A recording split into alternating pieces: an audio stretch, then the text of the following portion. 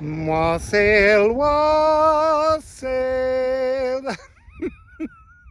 I was going somewhere else until I voiced it.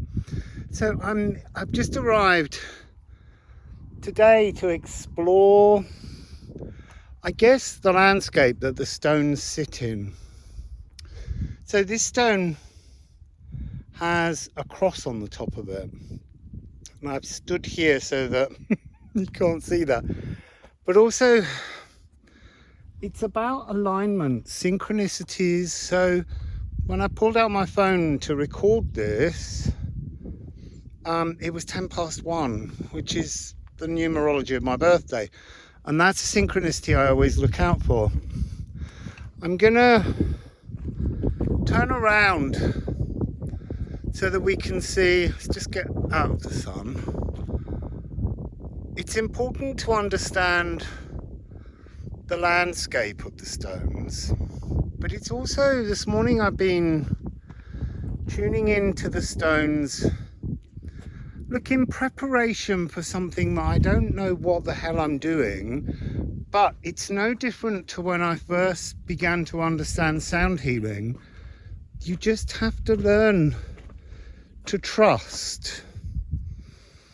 And this stone fascinates me. There's an energy that comes across from this stone that it was almost like they wouldn't give up worshipping an earlier frequency. And so it had to be canonized almost. But I think it's got some other significance that I don't yet understand, because I ought to feel appalled. And I think that is the general initial reaction to this. But there's something Excalibur about it. There's something sword in the stone about it.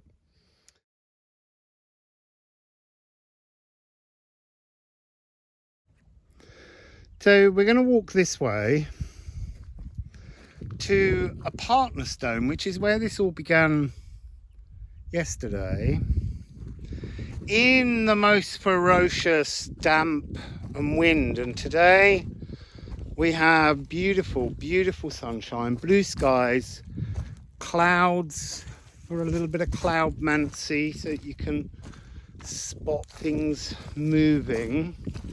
This is a big cloud field,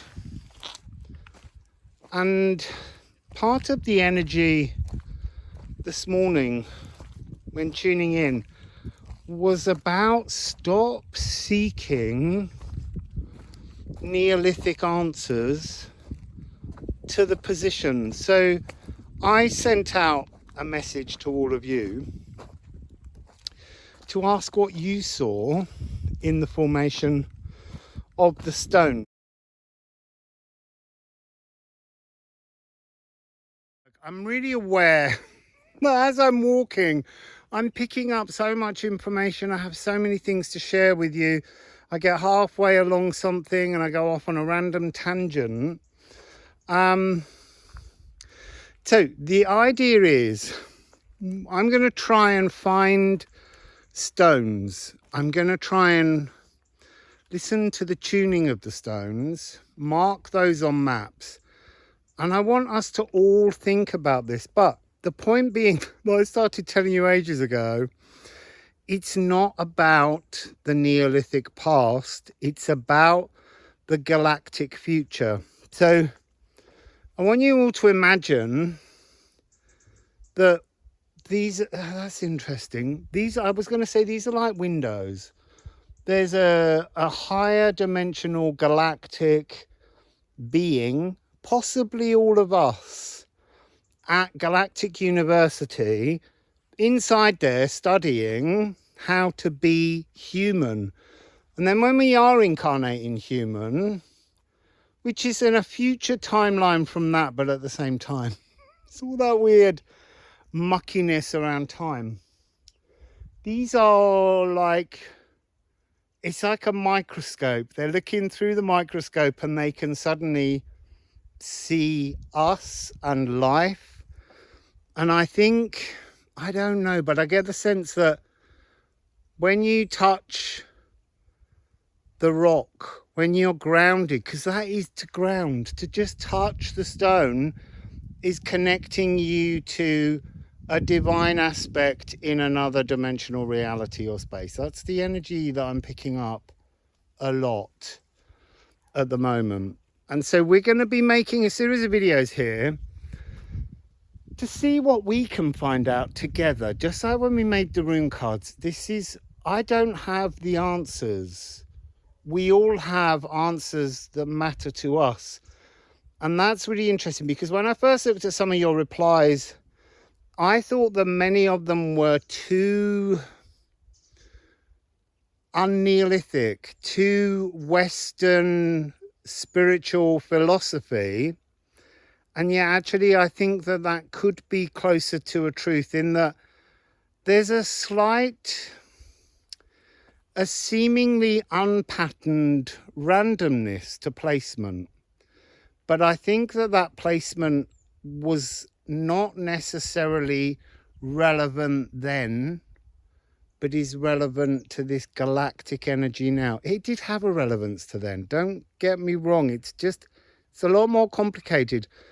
This is about, wanted to say reenacting, but reactivating an organic network of frequencies, windows. So we're going to be looking at that. I'll be sharing maps as I make them of the sounds, but I have to hike on foot all over the place. So look, spinning round there.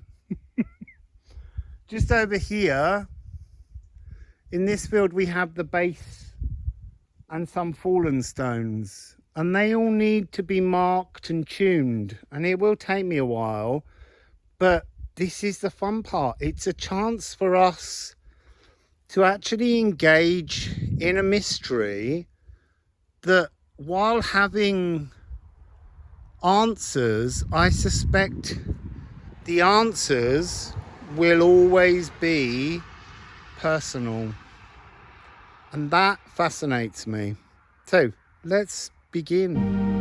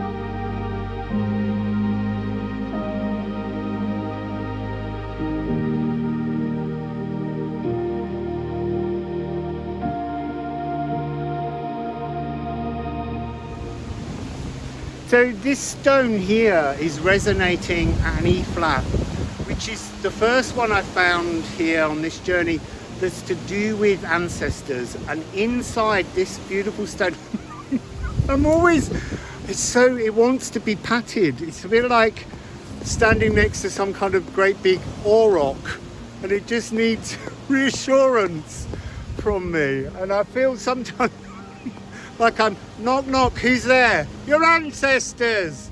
So this one's an E flat, and it's been sheared off. I'll show you the bottom in a minute, but just over here I sense it used to stand there.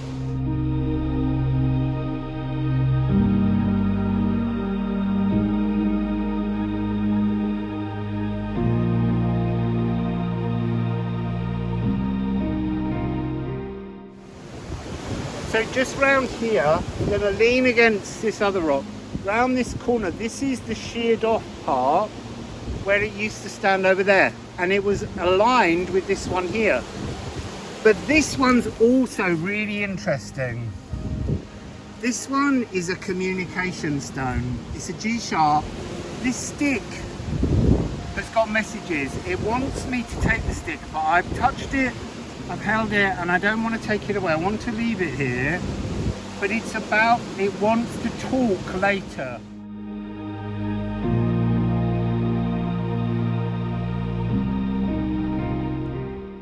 There's a water energy attached to this one. It's very wet. And not all stones are. And you know, some people can argue it's away from the sun, it's facing north, it will always be wetter. But it has a desire for us to locate it, to touch it, to embrace it on its northern face, not on the southern face. The southern face has grown lots of thorny plants around it. And actually, when we were here yesterday and we were with these ones, there's blackthorns and sloes. So the main coordinates that we're going to be looking at the moment are 348. 348. So they're going to become, I think, significant numbers. 3, 4, 8.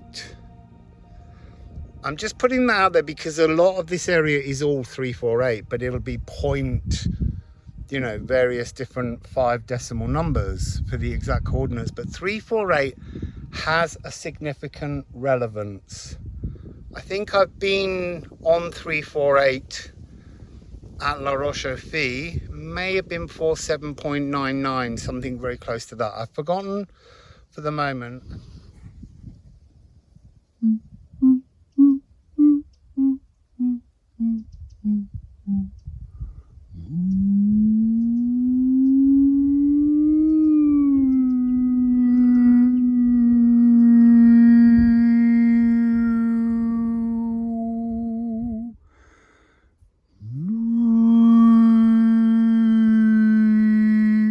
See, that's really interesting. That stone doesn't want to be tuned. It's as if there's no one in it to activate the energy on the other side. That's really weird. Let me see if I can get to the other side.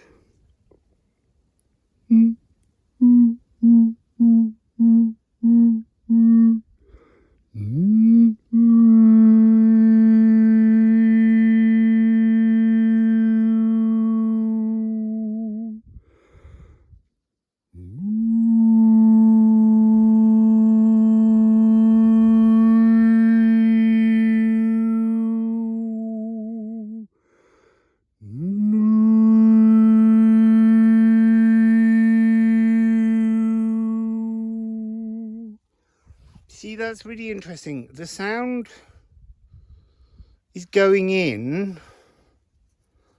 This is the eastern side. It's still wet though. It's a very damp, it's almost waterlogged. There's nothing inside it. But it feels as though it's almost like putting a beacon back out to drain, like pulling the plug on like an energetic flood inside this space in another reality. I know it's all sounding a bit out there. Oh, you blackthorn just scratched my head. So it's interesting, thorn, blackthorn in the Liffruma rune deck is card 3, and it talks about blackthorns and sloes, and they are blackthorn trees here that have sloes. And then 48 is Leafshade, to be cradled by the natural world. So going through the portal to be cradled, and it says, dare you.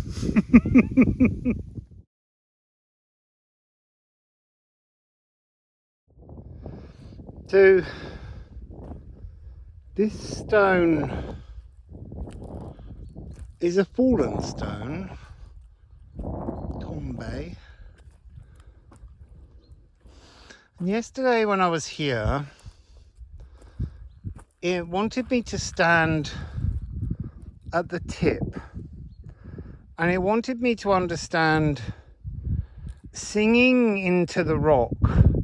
Why can't I do sound healing and I open the space between the cells, removes the burden of gravity? And somehow that's going on here, removing the burden of gravity. But there's something that today that I've come here. These stones are really talking about water. They're talking about emotions. Are they markers of where water began? At first, maybe, then no. What they're coming across us today are whale songs, cosmic whale songs, energies of emotional inspiration, but again set up for a different purpose then to now, almost like a very slow millennial long alchemy that has a new purpose today. So this singing to change the frequency and carrying, to remove the gravity, to lift a stone, to build with something, is a connection between the person here in the physical creating the sound wave, the harmonics, but in unison with the being or beings or the spirits within the stone coming together. So like La Roche-au-Fée, the idea that the fairies carried the stones. No, the fairies, or whatever these spirit beings are inside the stones, are creating, they're like removing the gravity because they can. Because they can. And then you can move the stones and then you place them and then they put the gravity back and the stone stays. That's what I'm getting today from this. I'm going to walk us a bit further down because there's something calling at me over there, just down there, but also just over here we have more. And I think that some of these are stones that fell, and you can see we have their roots. Some of them are just fallen stones, but some are stones that have broken. They may have been struck by lightning, who knows? And then they've been pushed to one side. You see, one of the other things that we need to sort of understand along here is that if you have a ploughed field and then there's a tree, quite often there's a stone, because you can't move the stone. Also, there's a weird rule here in agriculture where you can't touch trees in certain ways. So the stone would have enabled a tree to grow, and then there's some kind of protection that stops you removing the tree, and so it stops you moving the marker of where the stone was. And there is a stone.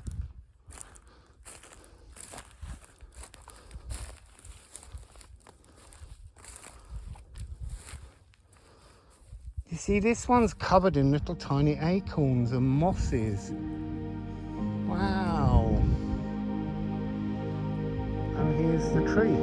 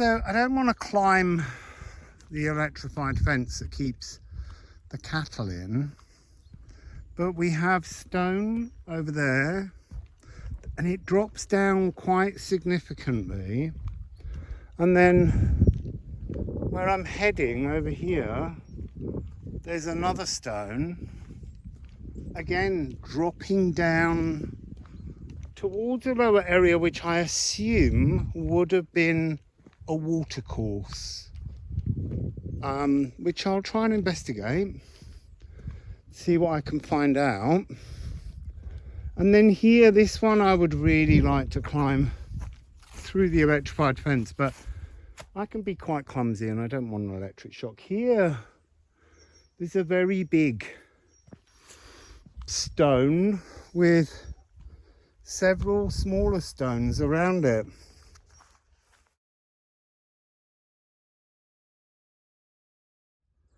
There's something about this stone. It may have been standing, but I think even after it was standing and maybe fell, there's something of a, I don't want to say altar because it's really not that, but almost like a stage.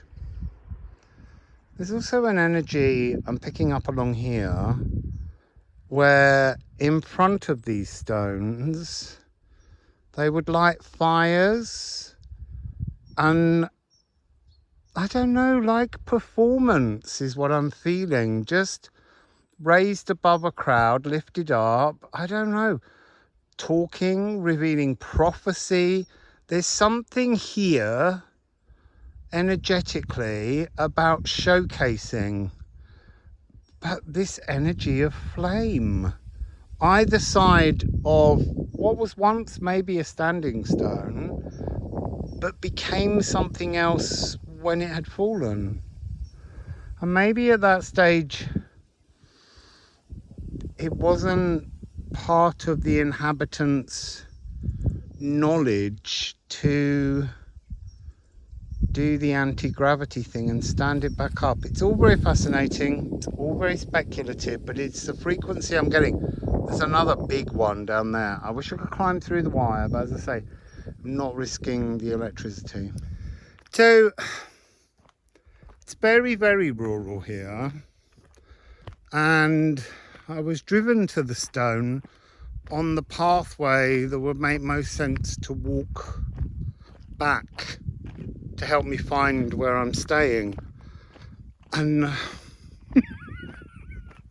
there was a turning up there and it said the circuit of the Menhirs, and I was like, that's for me. So I've got no idea where I am, but I'm just trusting in the stones. They're everywhere. You see, they're there and they're piled on top of each other. Now, yeah, I know farmers tried to move some of the fallen stones, but I don't think they would have had the strength to lift them. And then there's more just up there where I've just walked past. And again, it's like they're semi-invisible. They weren't there when I walked past them. Now I can see them.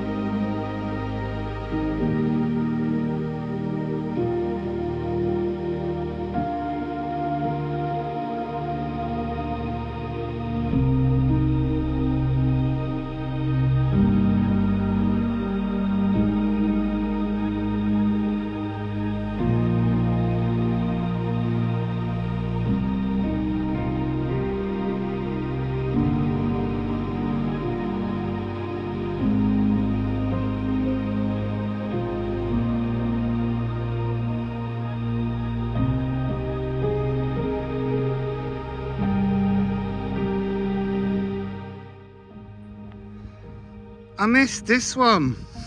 It was just other side of the road. It's very wet and boggy. But look at this. It's huge. It's taller than me.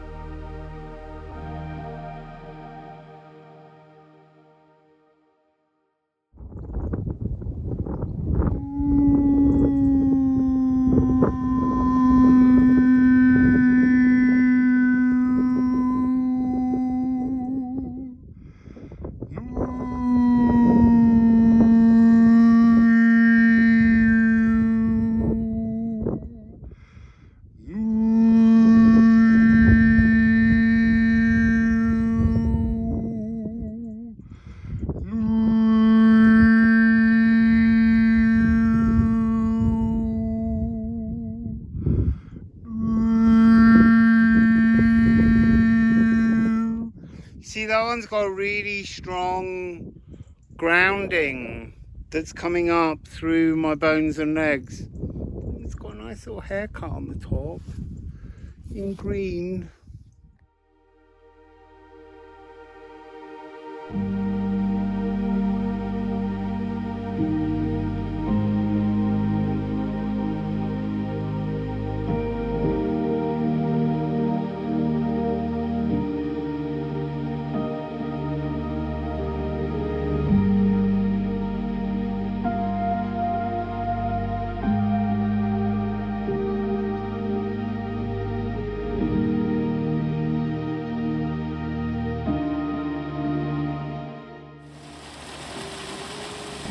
So I set off without my water, and I knew that I would find water. I'm okay, I'm not thirsty. I am thirsty. But I knew that water would appear.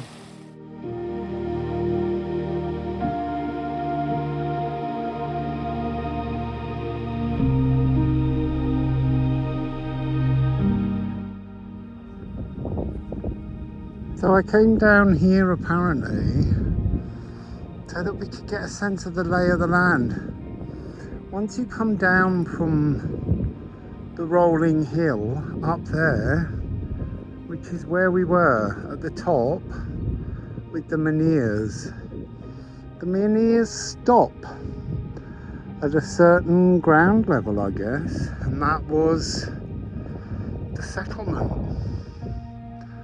So now I'm just among the fields.